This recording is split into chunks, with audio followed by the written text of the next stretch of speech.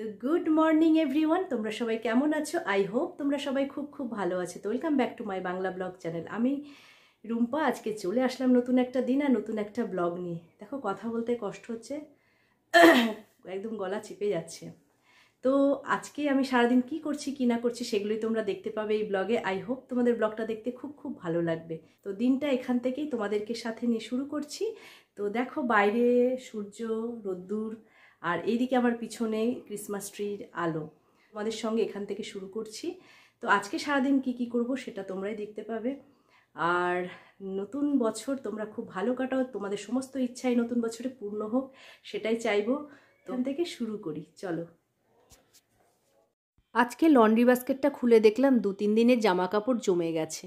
তো সেইগুলোকে নিয়ে চলে আসলাম বাথরুমে। দেখো মগ, বালতি, সার্ফ সব নিয়ে চলছে আমার যুদ্ধ। তো এইটাকে আগে ভালো করে জল টল দেবো সার্ফের মধ্যে দিয়ে ভালো করে ফেটিয়ে নিয়ে এবার জামা কাপড়গুলো ভেজাবো। তো বরের জামা কাপড় 2-3 দিন হয়েছে জমে গেছে। তো আজকে ভাবলাম না আর বেশি জমাবো না, তাহলে বেশি কষ্ট হবে। তো মেয়েটাও বললো আজকে যে বৌদি আমার সময় আছে, তুমি ভিজিয়ে দাও, আমি কেচে দিয়ে যেতে পারবো। তো সেই কারণে আরও তাড়াহুড়ো করছি। এর মধ্যে আবার মাথাতে চিন্তা আছে যে ছেলের খাবার বানাতে হবে, রান্না করতে হবে, সেসব টিফিন বক্স রেডি করতে হবে, সেসব নিয়েই এই তাড়াহুড়ো করে কাজগুলো করছি। তো তোমাদেরও তো মনে হয় এরকমইভাবেই সকালটা যায়। তো আর কিছু করার নেই, হাউসওয়াইফ বলো আর ওয়ার্কিং লেডি বলো, সবার একই রকমের অবস্থা। সংসারের দায়িত্ব যাদের ঘাড়ে আছে তাদের তো এরকম হাল হবেই। তো যাই হোক, কাজটাকে ভালোবেসে করলে না সবই ভালো লাগে। কাপড়গুলো যখন ভেজাচ্ছি ছেলে এসে আবার বলে গেল, মা আমারগুলো ভিজিয়ে দাও। তো ওর দেখলাম 2-3টে জামা কাপড় বাস্কেটের মধ্যে রয়েছে, তো ওরগুলোও এবার ভিজিয়ে দেবো। তো ওর আবার এই বালতিতে ভেজালে হবে না, ওকে আলাদা বালতিতে ভিজিয়ে দিতে হবে, কারণ ও নিজেরটা নিজেই কাচবে। তো সেই কারণে এটা কমপ্লিট হলো, তো আর একটা বালতি রেডি করছি। তো এটা করতে করতে মাথাতে আবার ততক্ষণে চিন্তা করে নিই যে আজকে কি কি রান্না করা যায়। রাতে তো কিছুটা প্ল্যান করেই রাখি, তবুও সকালে কি ব্রেকফাস্ট দেব, কি নিজেদের জন্য করব, বা ছেলের লাঞ্চ বক্সে কী দেব, এসব মাথার মধ্যে ঘুরতে থাকে। তো একটা কাজ করতে করতে আরেকটা মাথাতে প্ল্যানিং শুরু হয়ে যায়। হাতে স্পিডটা দেখো কত বাড়িয়ে দিয়েছি, যেন কত তাড়াতাড়ি আমার দরকার। ভিজিয়ে দিতে পারলে আমি ছুটে চলে যাব রান্নাঘরে। যে মাথায় ভাবছি কোন রান্নাটা আগে করব, কোনটা পরে করব, কোনটা করলে ছেলে খেয়ে যেতে পারবে তাড়াতাড়ি করে, আমরা নয় পরে খেলে হবে। তো সেই কারণে খুব তাড়াতাড়ি করে ভিজিয়ে দিলাম। ভিজিয়ে দিলে তো হবে না, আবার বালতিগুলোকে বাইরেও দিয়ে আসতে হবে মেয়েটার কাছে। তো এই সব ভেবে চিন্তা করলাম যে না, একদিকে আমি তরকারিটা একটু কেটে রেখেছিলাম আমার সুবিধা এতে। তো সকালবেলাটা এরকমভাবেই যায়, নিঃশ্বাস ফেলার টাইমই পাই না। রান্নাঘরে চলে এসেছি বেশ অনেকক্ষণ হলো। দেখো উচ্ছে আলু ভাজাটা বসিয়ে দিয়েছিলাম, তো প্রায় হয়ে গেছে, এবার নামিয়ে নেব। আর এদিকে দেখছি ভাতটা কখন ফুটে উঠবে।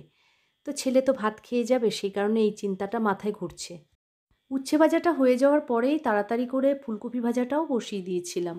অলমোস্ট প্রায় হয়েই গেছে দেখো। তো ওর খাবারের থালাটা রেডি করছি, থালাতে দিয়েও দিলাম। ডিমটা দেখো তাকিয়ে রয়েছে আমার দিকে, কখন ওকে ভাজবো আমি। তো আগে ভাবলাম যেগুলো রান্না হয়ে গেছে সেগুলো ছেলের কাছে আগে রেডি করে দিয়ে আসি।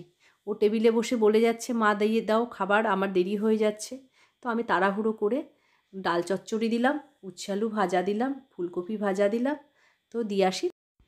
তোমাদেরকে একবার দেখিয়ে দিই কী কী রান্না করলাম। ভাত তো হয়ে গেছে, ফুলকপি ভাজা দেখো, আর উচ্ছে আলু ভাজা, আর ওই দেখো নিচে রয়েছে ডাল চচ্চড়ি, মুসুরির ডালের চচ্চড়ি। তো আর কড়াইতে চলছে ছেলের ডিম পোচ। যে ডিমটা তাকিয়েছিল কতক্ষণে আমাকে কড়াইতে দেবে দেখো, আরে বাবারে সে মনে হচ্ছে প্রতিশোধ নিচ্ছে, কখন ভেঙে যাবে। কিন্তু ভাঙতে দেবো না, ছেলে তো এরকমভাবেই খাবে বলেছে।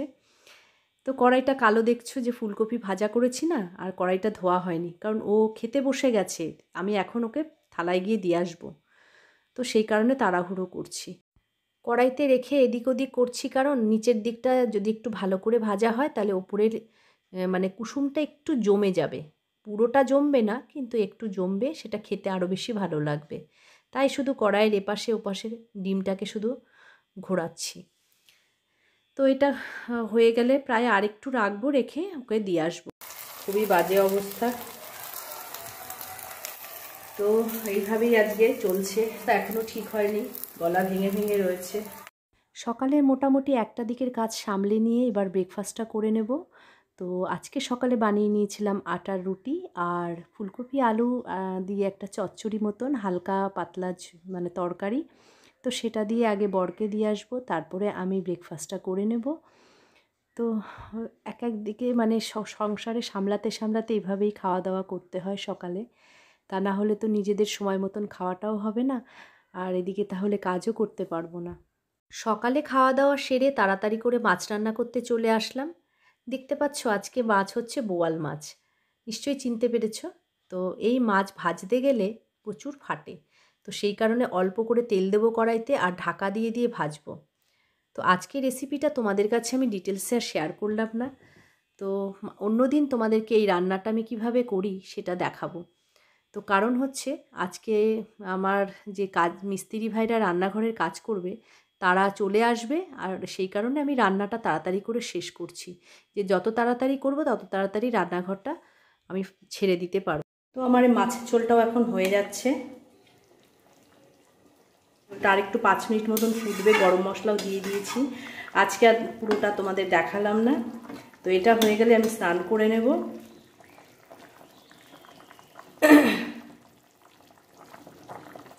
এখনও গলার অবস্থা খুবই খারাপ।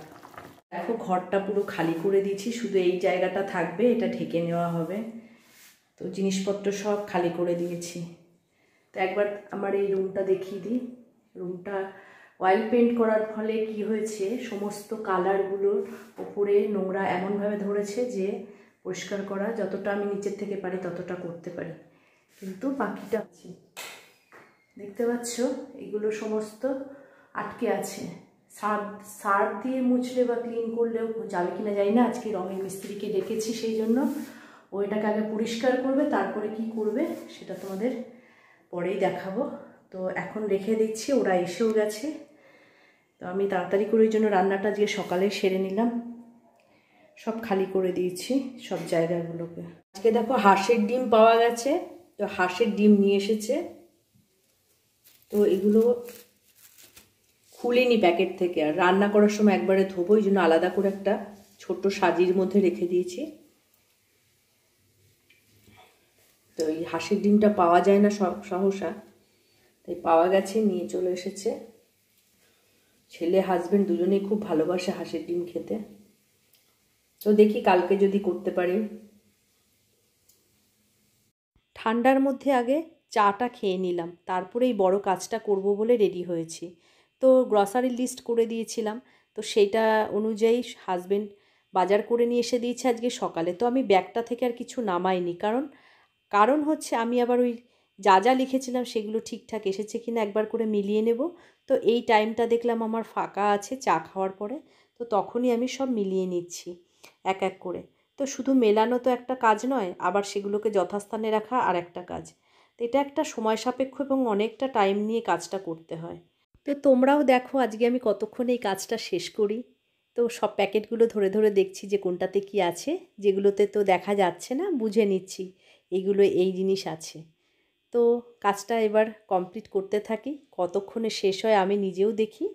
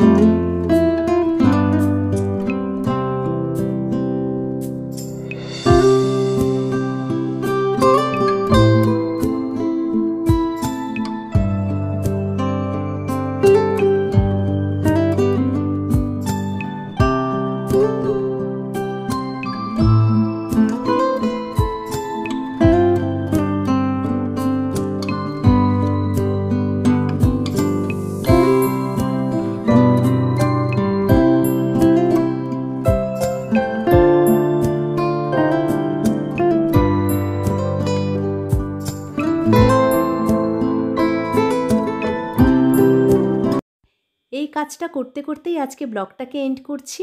তো আজকের ব্লগটা নিশ্চয়ই তোমাদের খুব ভালো লেগেছে, আর যদি তোমাদের ভালো লেগে থাকে তাহলে তোমরা লাইক কমেন্ট আর শেয়ার করবে, আর যারা এখনও সাবস্ক্রাইব করোনি তারা অবশ্যই সাবস্ক্রাইব করে দিও। তোমাদের সাপোর্টের আমার খুব খুব প্রয়োজন। তো কালকে তোমাদের সঙ্গে দেখা হচ্ছে নতুন একটা ইন্টারেস্টিং ব্লগের সঙ্গে। ততক্ষণের জন্য তোমরা সুস্থ থেকো, ভালো থেকো, সবাইকে ভালো রেখো। গুড নাইট, শুভরাত্রি বলছি সবাই।